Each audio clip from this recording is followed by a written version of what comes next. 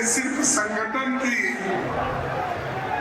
एक मीटिंग है, ये कोई पब्लिक मीटिंग के नाते हम नहीं आए। जरा चुप बैठिए भाई, ये संगठन का मीटिंग है,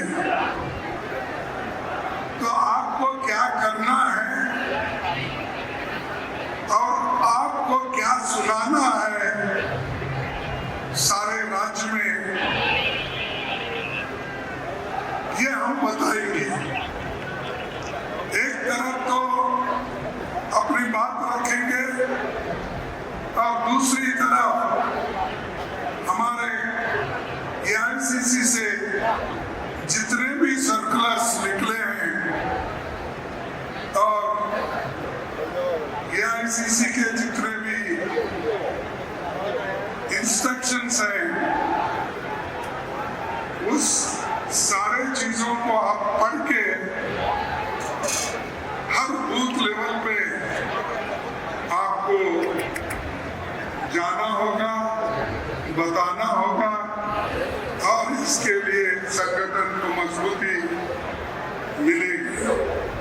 साथियों, मैं इस संविधान बचाओ रैली में आए सभी लोगों का तहे दिल से स्वागत करता हूं। देश के अहम सवालों पर मैं आपके साथ चंद बातें साझा करूं। इससे पहले पहलगाम में जो आतंकी हमले मारे गए लोगों को श्रद्धांजलि अर्पित करता हूं, क्योंकि ये इनोसेंट लोग, बहुत से लोग टूरिस्ट, कश्मीर सेफ है, कश्मीर हमारा है, ये उद्देश्य से वहाँ देश के कोने कोने से लोग वहाँ जाते हैं। ऐसे जगह इतनी बुरी घटना हो गई जिसमें 26 लोग तो वहीं मारे गए, लेकिन बाद में जो हॉस्पिटल में थे और वो 3-4 लोग भी, उनकी भी मौत हो गई। ये जो है होने के बाद मैंने बेंगलुरु से एक प्रेस कॉन्फ्रेंस करके कहा था कि all party meeting prime minister बुलाना चाहिए। और जब हमारे स्वाभिमान पे धक्का गिरता है तब देश को एक रखने का काम सभी लोगों का है। इसीलिए मैं बेंगलुरु से एक प्रेस कॉन्फ्रेंस में कहा कि प्रधानमंत्री ये सबको बुलाएं और उनकी बात सुने, आगे हमको क्या करना है ये भी वो कहें। वैसा ही हम तो CWC की मीटिंग बुलाई, वहां पर राहुल गांधी जी, सोनिया गांधी जी और सभी हमारे वर्किंग कमेटी के मेंबर थे, उन सबको हम तुरंत बुलाए। बुलाकर वहां पर हमने ये कहा कि तुरंत सर्वदलीय मीटिंग बुलाना चाहिए। और हमने सरकार को हमने ये भी कहा, इस कठिन समय में हम सब एक होकर सरकार के जो भी एक्शन होंगे उसको हम कोऑपरेट करेंगे। लेकिन हमारे देश की बदकिस्मती है, सब पार्टी के लोग आए, लेकिन उस मीटिंग में मोदी जी नहीं आए। ये शर्म की बात है। देश के स्वाभिमान को जब धक्का होगा, आप बिहार में चुनावी भाषण करते हो और यहाँ पर दिल्ली में नहीं आ सकते हैं। क्या दिल्ली दूर है आपको बिहार से? बात तो बड़े बड़े करते हो, मेरी 56 इंच छाती है, मेरी वो है, ये है, मैं लड़ूंगा, घर में घुसूंगा। अरे बाबा, कम से कम बिहार से उस दिन आकर हमारे मीटिंग में बैठते तो सबको मालूम होता था कि आपकी प्लानिंग क्या है, आप क्या करने वाले हैं, हमारे से क्या मदद चाहते हैं। हम तो मदद खुले और सभी पार्टी के लोग दे रहे, इसके बावजूद भी आपने कभी उधर नजर डालने की कोशिश नहीं की। ये ऐसा ये बीजेपी और प्रधानमंत्री का ये एटीट्यूड है। और हमारे तरफ से जाकर राहुल गांधी जी भी श्रीनगर में जाकर लोगों से मिले, घायलों से मिले, बातचीत की, लेकिन मोदी साहब ऐसे मीटिंग में नहीं आते और बड़े बड़े बात करते हैं। इसीलिए मैं इस वक्त ज्यादा उनको टोकना नहीं चाहता, लेकिन आप दिमाग में रखिए, सबसे बड़ा देश है, उसके बाद पार्टी होगी, धर्म होगा, सबसे देश बड़ा है। देश के लिए सब लोग एक होना चाहिए, क्योंकि इस देश की आजादी तो आप लोग ला नहीं सके, लड़ नहीं सके, आप कोई खून बहा नहीं सके।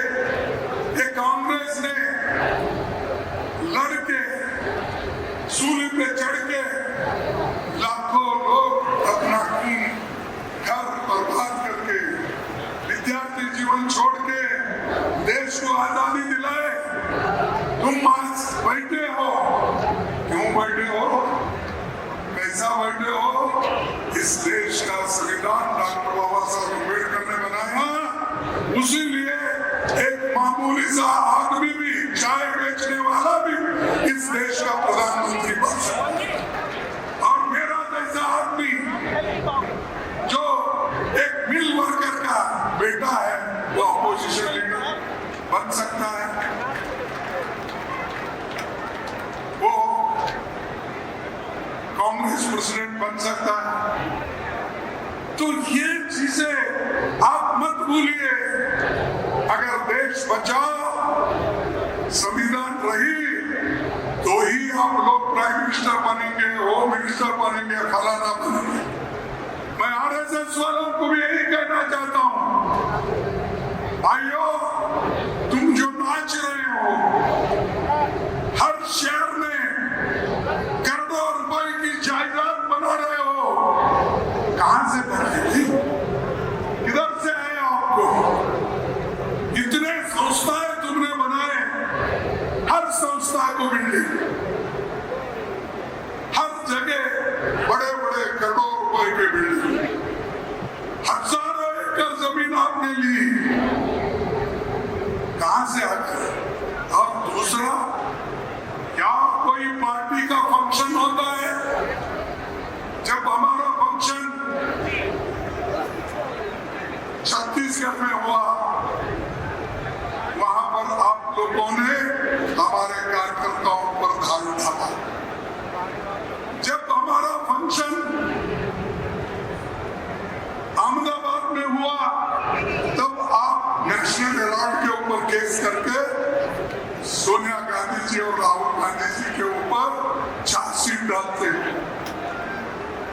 जब जब कांग्रेस बढ़ती है, तब तब ये लोग उसको दबाने की कोशिश करते हैं। पैसा दबने वाले लोग नहीं है। देश को जान देने वाली नेता इंदिरा गांधी हमारी नेता है। देश को एकता रखने के लिए जो जान दिए वो राजीव गांधी हमारे नेता है। अरे तुम्हारे पास कौन है? देश के लिए तो आप कुछ नहीं करे। आजादी हासिल करने में तुम्हारा कोई हाथ नहीं है, लेकिन सब दोष कांग्रेस को देते।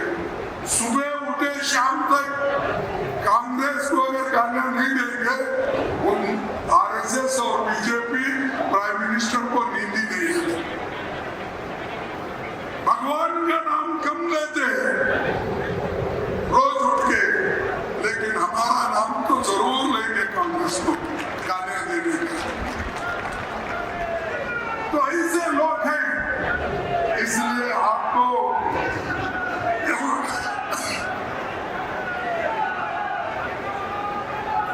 ये कहना चाहिए,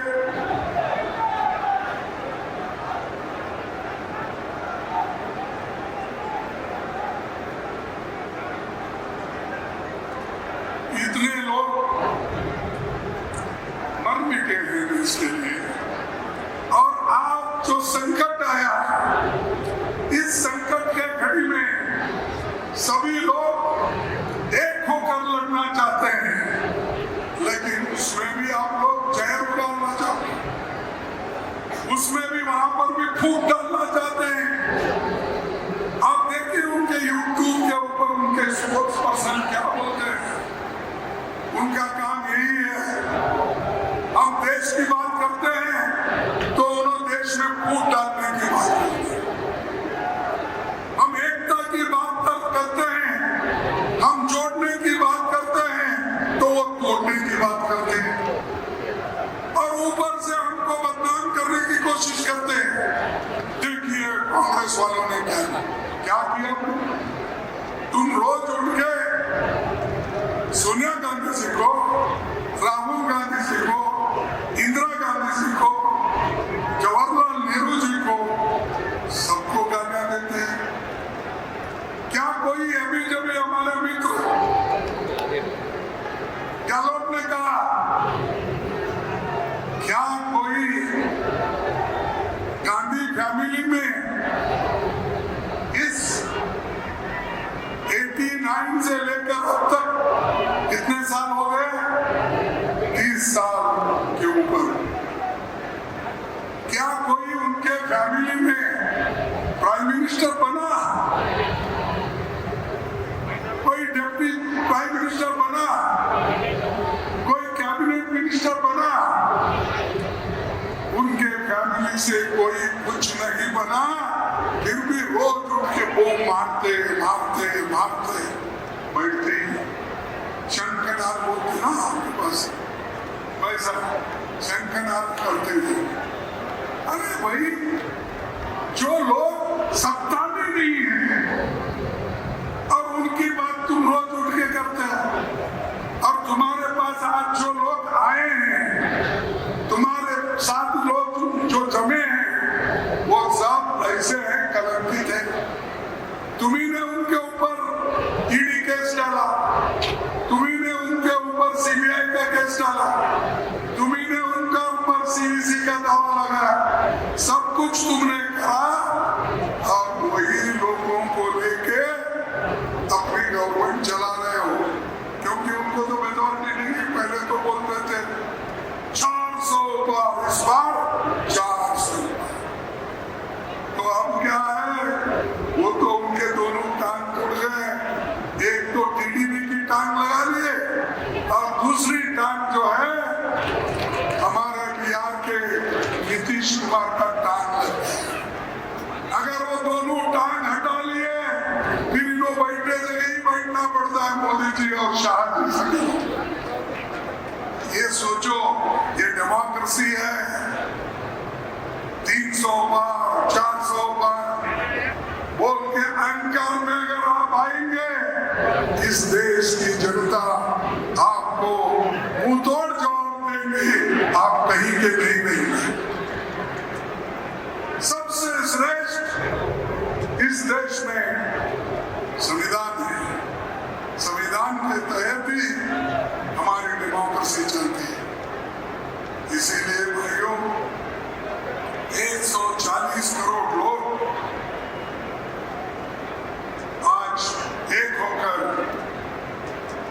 पाकिस्तान को जवाब देने के लिए तैयार है।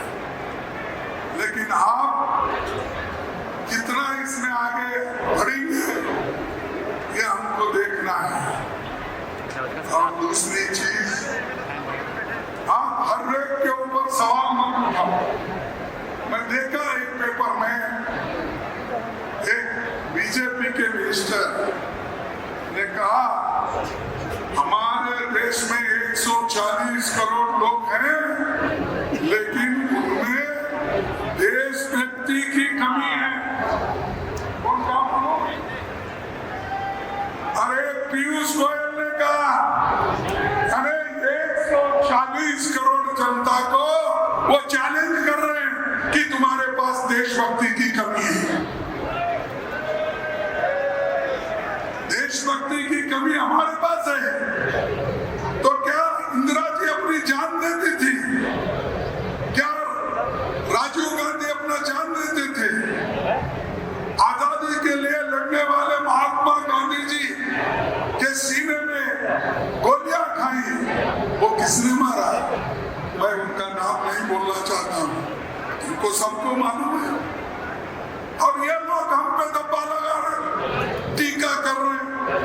तो आपको होशियार रहना चाहिए, हर दिन वैसे ही नहीं। हर एक को बेवकूफ आप हमेशा के लिए नहीं बना सकते। चंद लोगों को आप चंद दिन के लिए बेवकूफ बना सकते हैं। सारे लोगों को सारे समय तक बेवकूफ बना के नहीं रख सकते। ये भारत है और हमारे पास संविधान है। तो इसलिए मोदी जी आप होशियार रहिए।